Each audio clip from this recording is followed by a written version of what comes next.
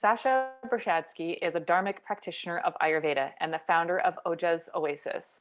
She graduated from Syracuse University in 2011 with an BFA in communications design. Sasha completed her 200-hour yoga teacher training in 2017 from Yoga Vida in New York City. In 2021, after 3.5 years of studying Ayurvedic medicine, she received her Clinical Ayurvedic Specialist certification at the California College of Ayurveda. Sasha is now in her second year of Ayurvedic doctor studies with the Kerala Ayurveda Academy. Also, whoop whoop. This is Sasha Bershadsky with Understanding and Alleviating Anxiety with Ayurveda.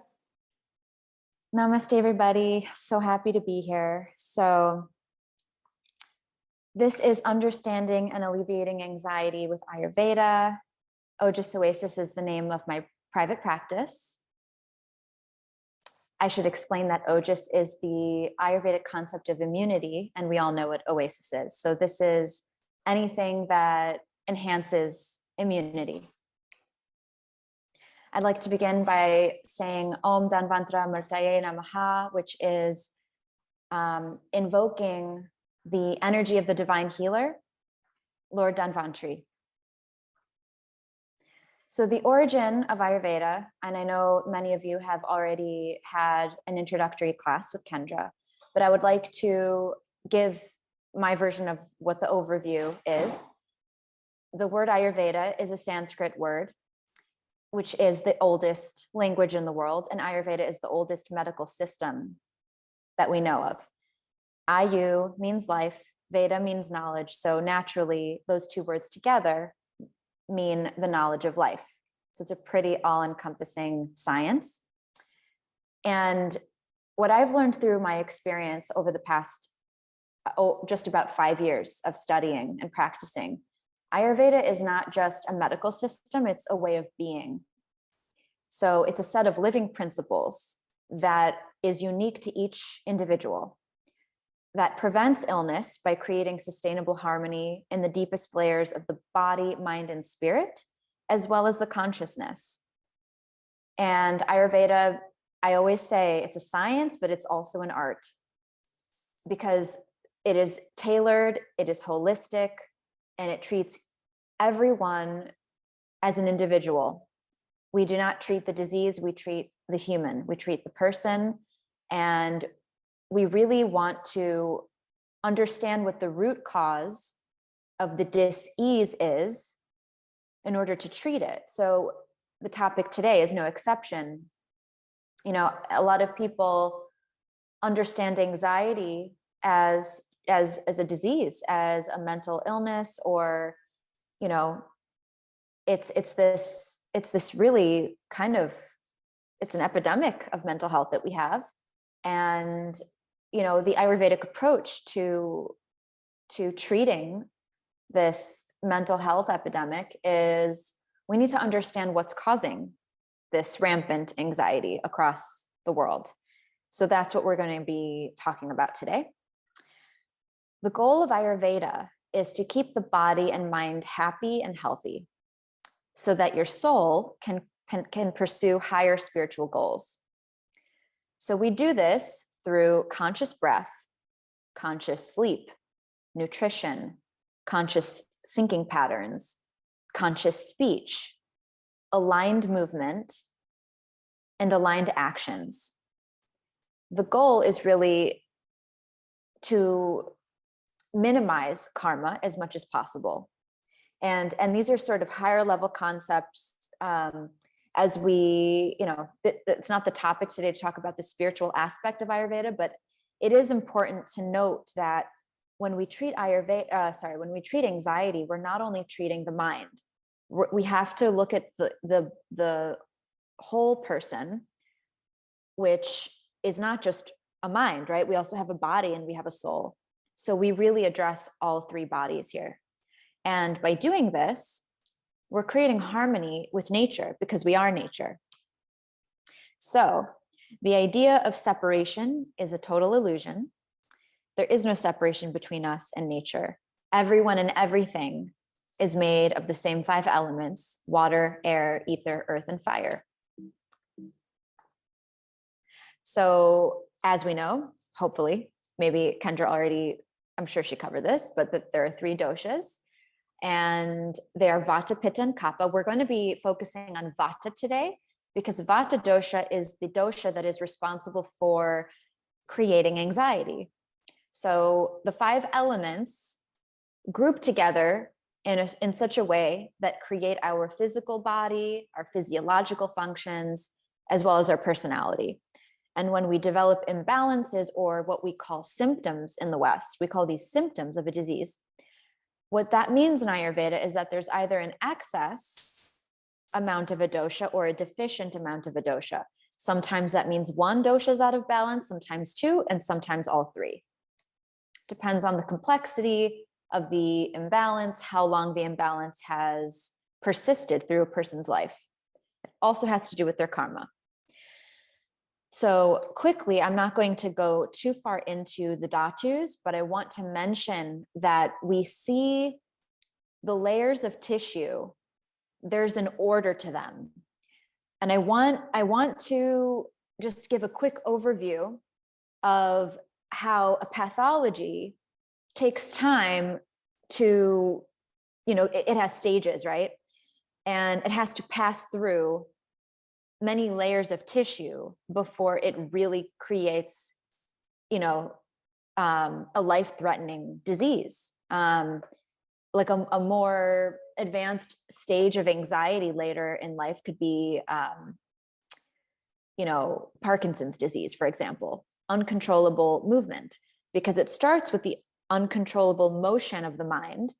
And as time goes on, and this imbalance has time to sort of relocate and manifest and diversify, passes through the lymph, the blood, the muscle, the fat, the bone, the nerves, and reproductive fluids. So as we can see here, the mind and all of our tissues, they are all part of a mind-body system. They're not separate. The mind isn't outside of us. All of these things sort of depend on one another. And I want to introduce, again, quickly, the Srotas, the channels of each of the tissues. Each of the tissues have a channel.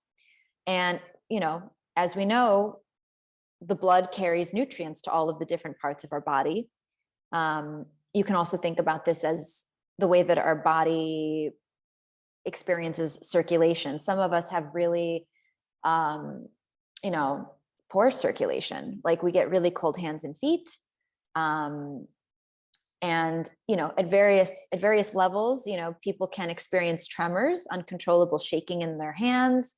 We can see that in the tongue as well. If the tongue is shaky, we can see lots of evidence in the tongue. Actually, we can see a really deep crack through the center and different sort of manifestations of dryness. So the one channel that I really want to point out here, I put it at the bottom, the Manavaha Srotas. This is the subtle mind. As we all know, the mind and the brain are 2 different things, right? We don't actually see the mind. It's not physical, but we know that it's there. There's the physical brain, and then there's the subtle mind, and the subtle mind is the thing that experiences emotion. And anxiety is an emotion. So this means that Vata dosha is traveling through the Manavaha Srotas, through the channel of the mind. And the longer it stays there, it can diversify into all of these other channels and create, let's say a woman is, let's say she's postpartum, newly postpartum, and she has a baby, but she's struggling to produce breast milk.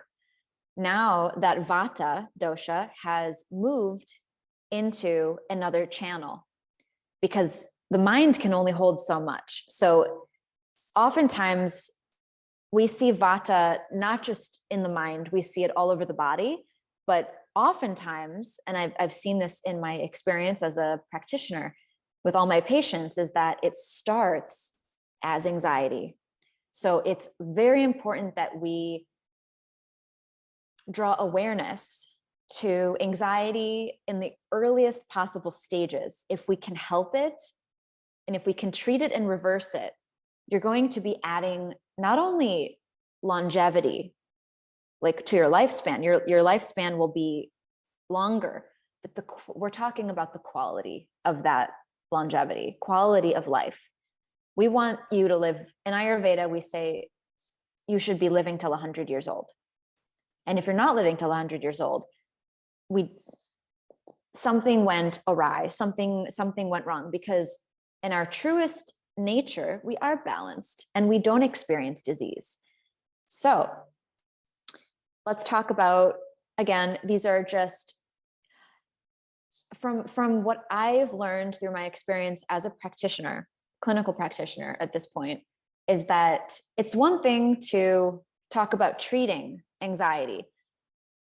But what I've realized is that if you don't understand where anxiety comes from and how it works, how it develops and how it persists in our lives, if you don't learn how to see it and understand it, it's not as easy to treat, because we as human beings, we want to understand. And if we don't understand something, it is sort of an abstract concept. So I want to give you guys just sort of as much, introduction to these concepts of the mind in Ayurveda as possible. So there are 3 mental humors that we call subtle doshas. So before Vata, Pitta, and Kapha are created, they're in the mind first, right? So prana in the mind later becomes Vata, Tejas in the mind later becomes Pitta, Ojas in the mind later becomes Kapha. So all psychological imbalances, whether it's anxiety, anger, or depression, all of these begin in the subtle body, and they are dictated based on the levels of prana, tejas, and ojas.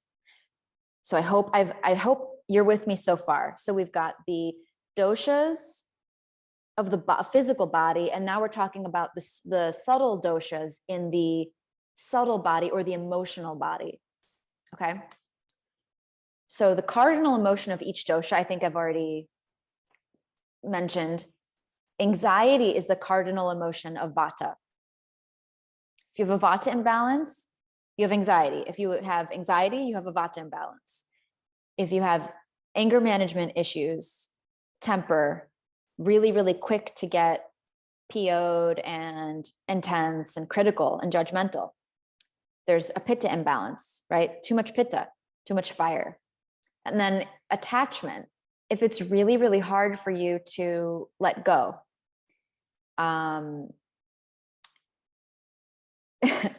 this can be all types of things, but for sake of brevity here, let's just say you're in an abusive relationship, or in a relationship that is not serving you. Just doesn't even have to be abusive, but it could be in a relationship that that it would be healthier to let go, but when you have kapha imbalance, things in your life stick. They stick, and even if it's not good for you and it's taken away, it creates a lot of suffering for people with excess kapha dosha. So here's the sort of the emotional kind of introduction to the doshas. It's obviously it goes a lot deeper than this, but again, we've got like limited time. So we're just going to be talking about Vata and anxiety today, which again, many of us have, and it's a very relevant topic, which is why I'm super excited to be talking about it. I hope it's helping people. So yeah, Vata is composed of air and ether. There are 5 sub-doshas. I know this is getting very complex here, because it is. I mean, our bodies are pretty remarkable machines, and they're very intelligently designed. It's amazing. It's amazing how much our bodies do that we don't even think about, we don't even realize. So there are 5 directions that Vata can move. Again, Vata is the principle of movement. So when all the 5 sub-doshas are moving correctly, we don't experience disease. It's not possible, because only Vata can push the other doshas out of their balance. So I'm not going to go too far into this slide, but I want you guys to understand that circulation is a really key concept to understand. It's important, at least just to understand its significance. So the way that anxiety manifests, here we have a chart. This is a pathology chart. So it starts with Vata dosha, and the 3 sub-doshas that are out of balance, meaning that they are in excess, are prana, vyana, and samana. Okay. And again, not going to go too far into what those are, but there are 3 directions that are sort of making it pretty much impossible to not feel anxiety. There's no tissue because, again, the mind doesn't have a physical tissue, but Vata is going through the mind, which leads to rapidly shifting thoughts, cold emotions, and loss of mental stability. So, if there's too much change that occurs in a person's life too quickly, this happened for a lot of people during the pandemic, especially during lockdown, especially in the beginning of the lockdown. If you had to move, if you lost your job, if the relationship was strained, listen, this is like literally a global, we can all relate, or at least we know people who had a lot of things shift at that time. A lot of things change. So a global Vata catastrophe is kind of what happened. And none of us knew how long the pandemic would last. So because of that uncertainty represents the ether element and all the movement that went around. At least, obviously, we couldn't go anywhere, we couldn't travel, so we were still in that sense. But it doesn't mean that Vata can't increase just with the ether element. The concept of not knowing what's going on and so much change is a lot of movement for the mind to process. So that all leads to indecisiveness, insomnia, dry skin, even low chronic fatigue. So the qualities in Ayurveda, we talk a lot about the qualities of the doshas because this may seem very commonsensical, because it is. And that's what makes Ayurveda so great, is that it really does feel very intuitive. So in order to treat anything, we need to know what the qualities are so that we can give you the opposite qualities, right? If Vata is cold, light, dry, subtle, mobile, rough, hard, and cloudy, we're going to see that in a person's,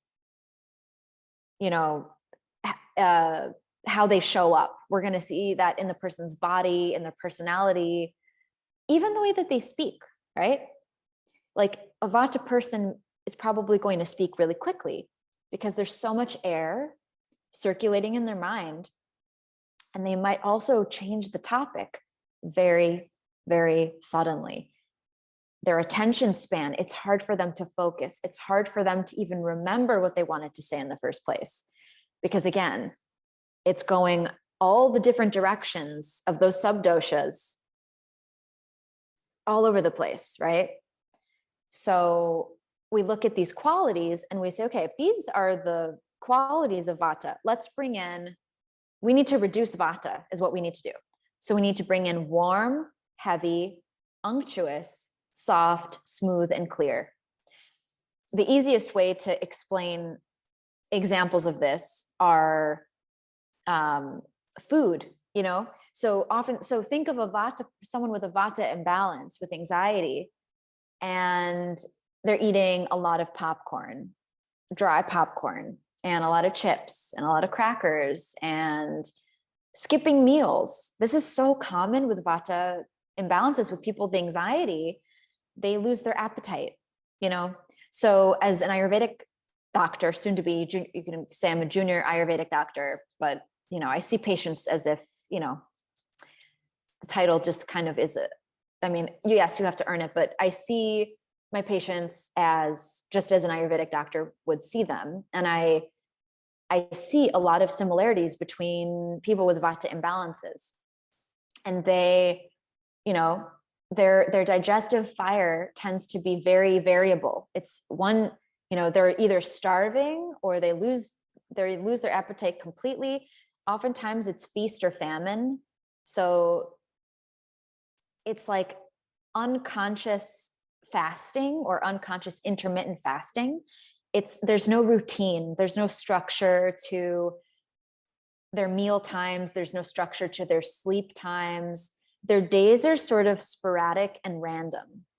And again, that's not the way that nature works, right? The sun rises at the same time and sets at the same time. And you can see what the birds are doing. They get up at the same time every day. If you watch nature and how nature works, there's a system, and we're not separate from nature. So it's important for us to find our rhythm. And there is a specific rhythm to treat Vata, which we'll be talking about in just a bit. So Vata personality traits, I just want to focus on the traits that are out of balance, which are anxiety, obviously, feeling anxious often, fearful. So fear that, you know, things are not going to work out, fear that things are going to work out, fear that you're not good enough, fear that you're going to lose what you have, or you're not worthy, or, you know, just fear sort of runs rampant, like sort of in every aspect of this person's life. And also because of the concept of air as movement, mood swings, right? Because there's no stability in the mind. So, and in the West, you know, we give diagnoses such as bipolar disorder, we call them mood disorders or personality disorders. That's one way to sort of categorize what these imbalances are. But in Ayurveda, they all go under Vata. And instead of labeling people as, you know, instead of allowing our patients to identify with the condition or with the dis-ease, we teach you that you are actually, when you were conceived, you're perfect, essentially. Nature doesn't make mistakes, okay? Nature and karma and the laws of the universe create you to be in balance. Now, a lot of variables, a lot of external variables that are outside of our control can push us out of balance, even in utero. Before you were even born, if your mom was experiencing trauma, had a difficult pregnancy, had a difficult delivery, if she was unable to produce breast milk, if she was unable, you know, how was your childhood? How was your home environment? Those early years and stages of development often tell us a lot about how anxiety, you know, because some of my patients will say, I've had anxiety since I was a kid. I don't even know what life is like without anxiety. And I say, okay, tell me, what was your family like growing up? You know, how was your parents' relationship? Are you close with your family? You know, I want to understand, I need to understand how this manifested, where it came from. And it wasn't digested. As children, we can't digest. We aren't equipped with the tools, with the experience, with the awareness to process what's going on around us. So oftentimes what happens is we store it in our body and we try to forget. If some stuff went down that was way too much for our little tiny baby selves to handle or to process, it's buried in our tissues, but anxiety is something that it's almost, it's like, that's definitely going to come later unless you begin to process it and heal it. So, in my practice, we do a lot of processing, and lifestyle homework to really let go of the past and really forgive and heal. Because until we realize where the anxiety comes from, and until we heal and let go of the thing that we're carrying, we're going to carry that for the rest of our lives.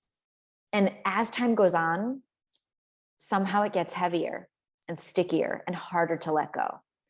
So, but it's not impossible. It's just more difficult. So the physical traits, the key principles, I'm not going to, again, too much into this, but anytime we see narrow, small, thin, you can think Vata.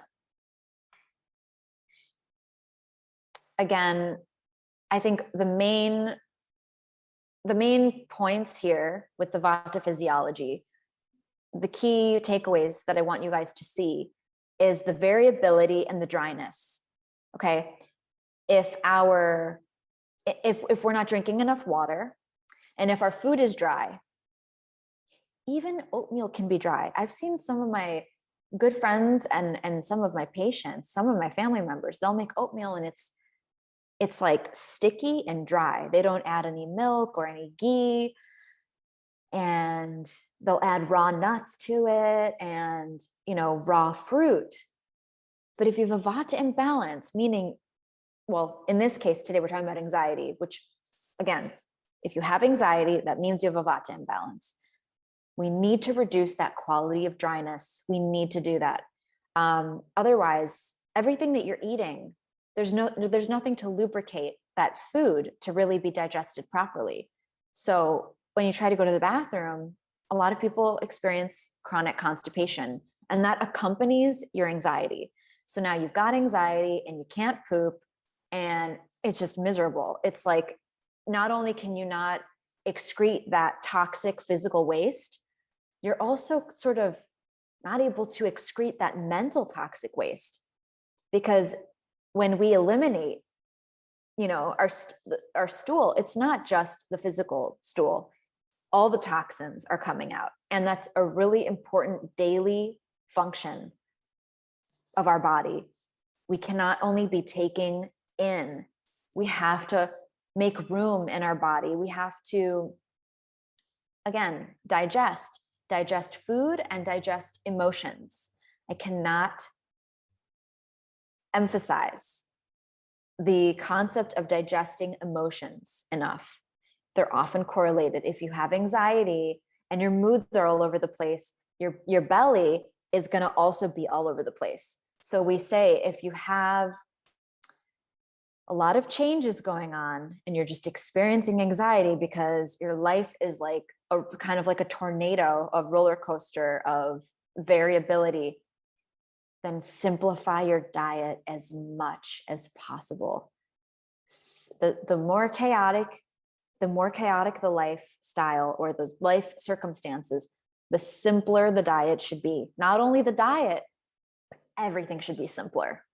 So again, looking at the opposite, we're looking at the idea of qualities. So if life is moving really, really fast, where can you find stillness? Can you take a bath? Can you literally go outside and put your feet on the grass? Can you lay in Shavasana? Can you meditate? Where can you find it? Music, calming music, right? Not rap music or rock music or, pop music can be like cheerful, but again, we're looking for Sattvic pop music. Sattvic meaning peaceful. So I love to, personally, I do classical music, very relaxing, instrumental, but also silence is really golden for Vata people because they're often overstimulated. So they really need the withdrawal. And that's really going to help them reach that homeostasis, that balance. So again, and with food, eating at the proper times of day. Vata people can actually eat 5 times a day, but little amounts. So it's important, again, to draw awareness to the qualities of the food that you're eating, making sure that you're spicing your food so that you can actually digest it. And we're looking for warming spices. So if you're eating something like oatmeal, for example, we're looking for warming. This category of herbs is called deepanas. So they're digestive enhancers. So we're looking at things like ginger, cardamom, cinnamon, nutmeg sometimes. I love a little dash of nutmeg. Nutmeg is also fantastic for the evening if you were to boil a cup of milk and add some ghee. Ghee is key, by the way. I should have made a slide just for ghee, or I should have made a presentation just for ghee. If you ever want to talk about ghee, let's talk about ghee, because I could talk about ghee all day long. Yeah, ghee is clarified butter, for those of you who don't know. We use it in pretty much everything in Ayurveda, in not only in our food, we cook with it, but we also cook our herbs in it. So there's literally medicinal ghee, herbal ghee, medicated ghee. And it allows, what ghee does is it enhances your digestive fire. It also increases the bioavailability of the nutrients, right?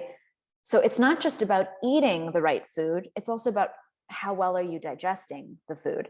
You could be eating everything perfectly, but if that food isn't reaching the proper tissues, what's that going to look like? It's going to look like a lot of alternating constipation and diarrhea. It's going to look like loss of appetite and then starving. So we're really looking at regulating and keeping it really, really consistent. I have some questions here. So, okay. Oh, there we go. Okay, cool. So we really want to, it might sound kind of funny, maybe not to our group here today, but it's important that we study what's coming out of our body, because the consistency, the color, and the frequency of our elimination tells us a lot about the health of our gut. So if the stool that's coming out is really dry and small, or like little tiny pellets, like little balls, that's telling you there's a Vata imbalance in your colon, right? So you should be having a full elimination, and it should be like a soft, ripe banana every single day. Ideally, in Ayurveda, we say that your elimination each day should be right upon waking, before your first meal. We want you to fully digest yesterday's food before ingesting more, right? Our bodies are machines. So it's not only about input, it's also about output, to make room for that input. We don't just want to keep stacking more and more, work in our body that our body can't handle. That's what slows our metabolism down, right? So it's really important. And the way that we can ensure this, we have herbs like Triphala. Triphala is one of those sort of classical favorites in Ayurveda. It's consisting of 3 herbs, Haritaki, Bibitaki, and Amalaki, in equal parts. And you can take this every day for the rest of your life. It's going to actually tonify your colon, make it stronger. And it's actually not habit forming, meaning that you can stop at any time and it's not going to cause constipation. So you don't have to worry about becoming addicted to Triphala. And the way Triphala, it's Triphala. Triphala is just one very, very, it's a gentle laxative, right? Very gentle. It's not a purgative. Purgative is like a forceful elimination versus a laxative, which is assisting us to go to the bathroom versus forcing peristalsis, right? An example of a purgative is coffee. So coffee, it's almost like this urgency. It's a really intense urgency. Like you're going whether you want to or not. That's not what Triphala will do. So it's important there's so many different herbs that will help you with digestion, but for today, we have a lot more, more to talk about. So I'm just going to recommend Triphala to everybody because it's tridoshic. So whatever your constitution, your personal doshic balance is currently, Triphala will help you. I can recommend Triphala to everybody. So that's pretty cool. It's like a universal medicine. Of course, you should see a practitioner for questions about, dosage, frequency, and times of day. That's going to change for each person. Okay, what else? Let's see. Oh, another kind of cardinal sign of Vata in the digestion is gas, bloating and gas, but the gas is odorless. There's no smell.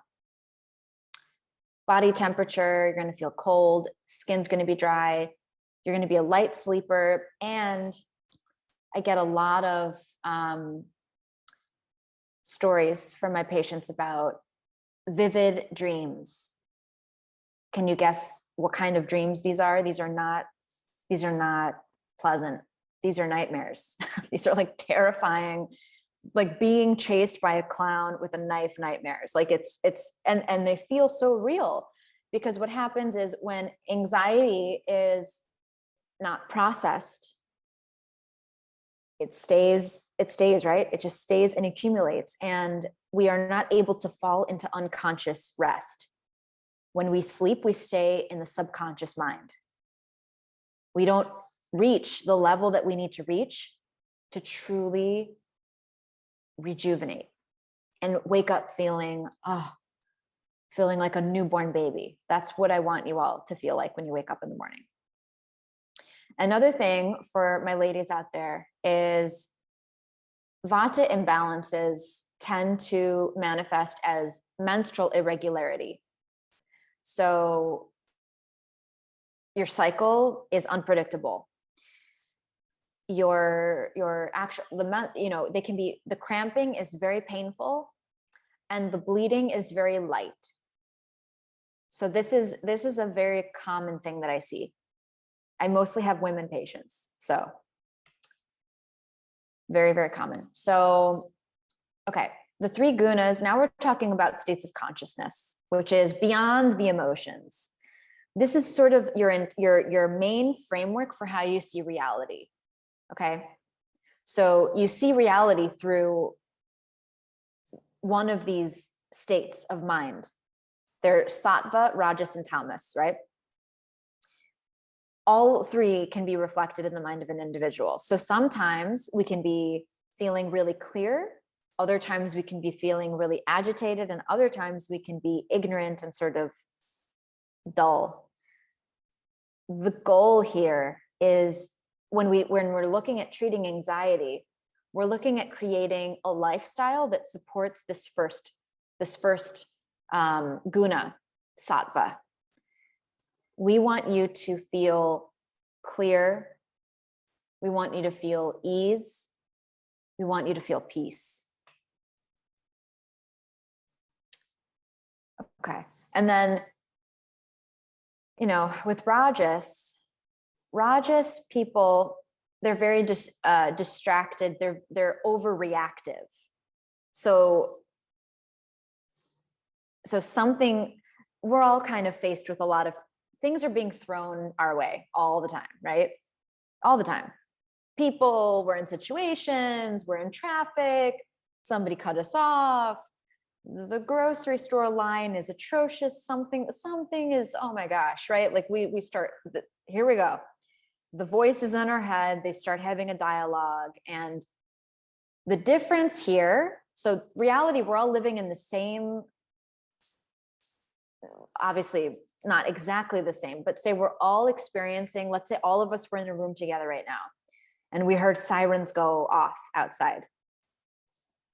If you work on consciously increasing your Sattvic consciousness, right? You're conscious of that being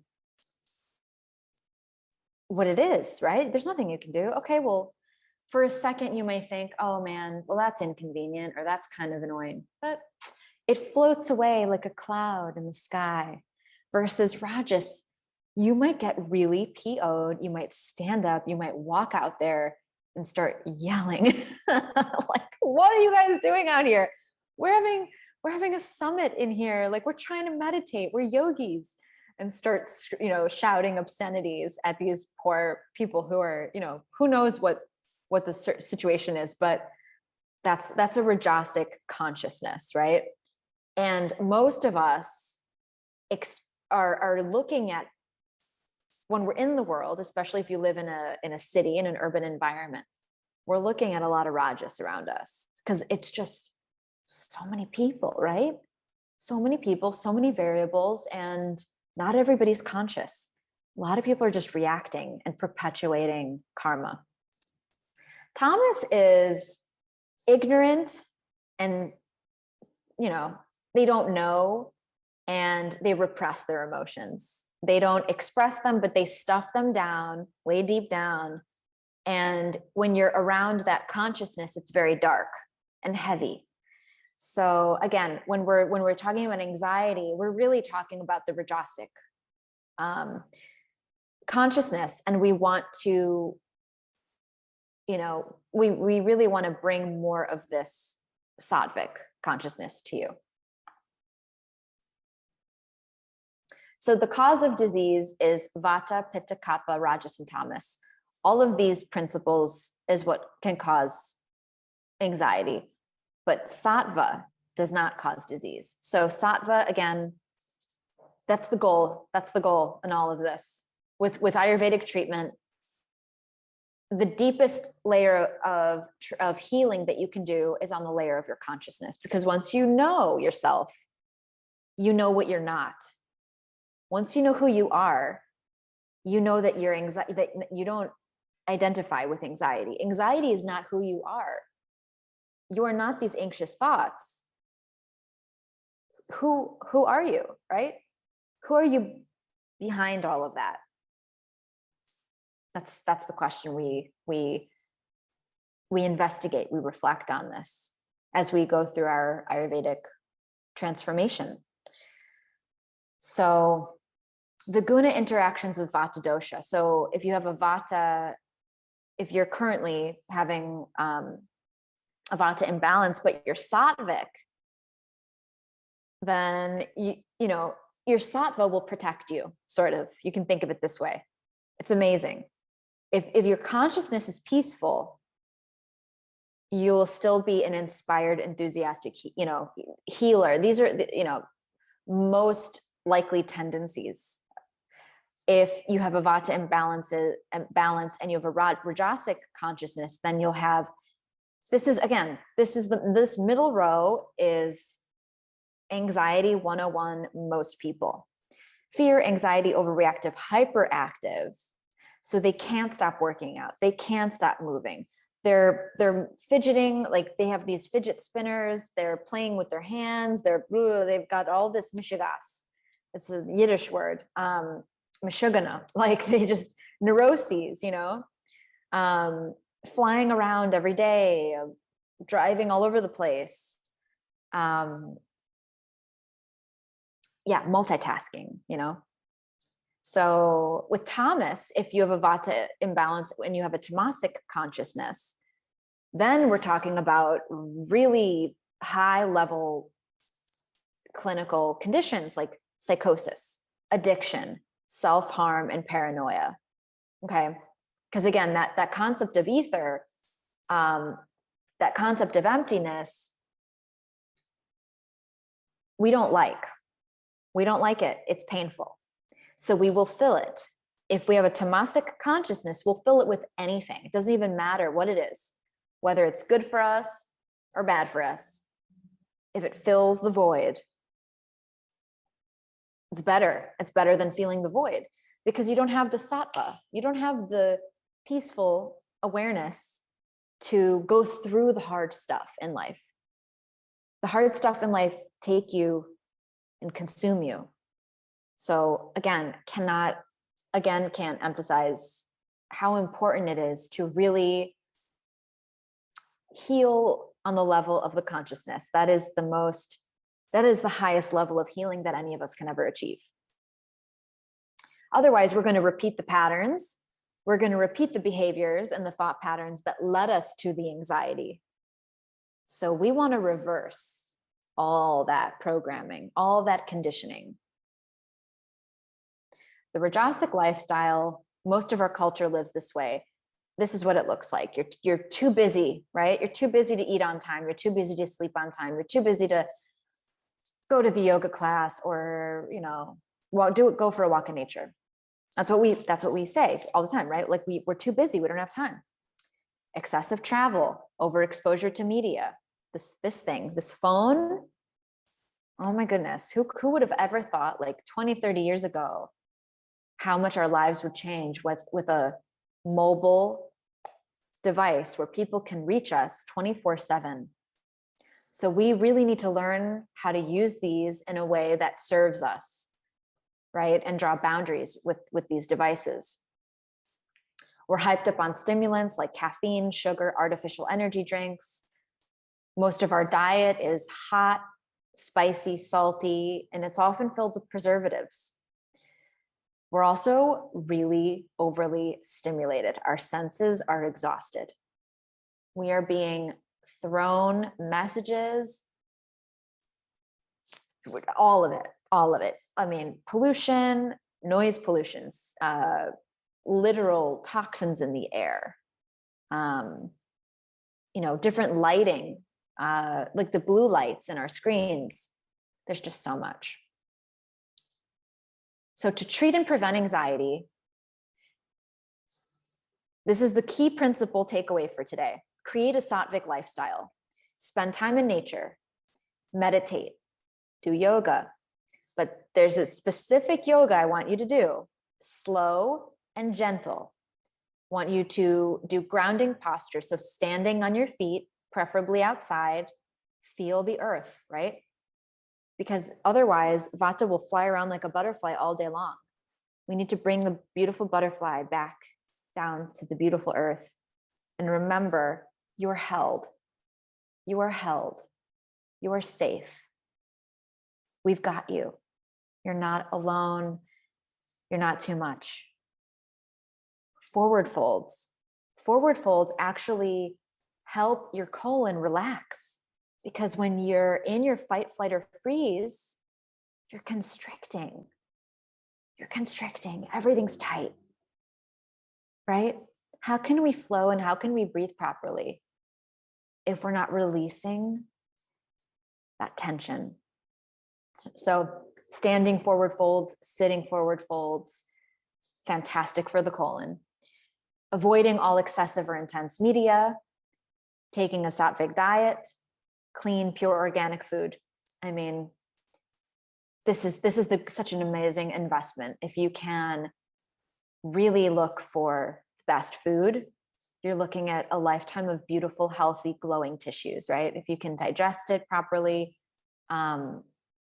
you're really making an investment in the quality of your life. Taking Sattvic impressions through all senses. So the movies that you watch, the videos that you watch on social media, who are you following on social media? Who's in your life? What are your friends like? Are your friends nice to you? Is your partner nice to you? Are they sweet? Are they kind? Are they gentle? Do you feel safe around people in your life? Do you feel connection? And of course, seeing an Ayurvedic practitioner, most people don't know that this is an option because it's not something that our insurance companies offer yet. Not yet, but I see it happening soon. So until then, we're out here. You can find us. But I know that those of you who are here today, you've been looking for alternative ways of feeling good in your body, feeling happy in your body. And, you know, as an ambassador, as a practitioner of this medicine, what I can say is that it works, right? I've seen it do miracles for people. So again, before we jump off, I do want to leave some time for questions. I want you to remember that we're looking at 3 layers of healing: the physical body, the astral body, which is your mind, your emotions, but also your causal body, your karmic body. We want to look at the lessons that all the things that have happened in your life thus far. Let's extract the gold from all the stuff. Let's learn. What did that teach you? What did that teach you? Because once you learn, you can break the pattern. And once you break the pattern, you're free. You're free of repeating the thing, right? You're free of repeating the thing that caused the illness, the anxiety. You'll no longer be attracting that energy to you.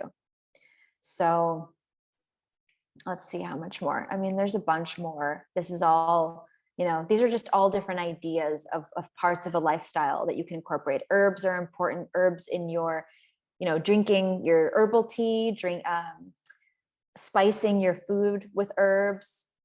If you have anxiety, then you need a lot of nervine tonics and nervine sedatives. You need sesame oil, you need ghee, you need the proper oils with the proper spices. Sensory therapy, aromatherapy. Some great ones are lavender, sandalwood, ylang ylang. Then we've got color therapy. We're, definitely want peaceful colors, pastel colors. The sweet taste is good. Sweet, sour, and salty is good for Vata. Meditation and yoga. And so now we can, I know we don't have that much time left. I want to open it up for questions, but first I want to say namaste. Namaste. My soul recognizes your soul. I honor the light, love, beauty, truth, and kindness within you, because it is also within me. So in sharing these things, there's no distance, there's no difference between you and I. We are the same, we are one. Thank you.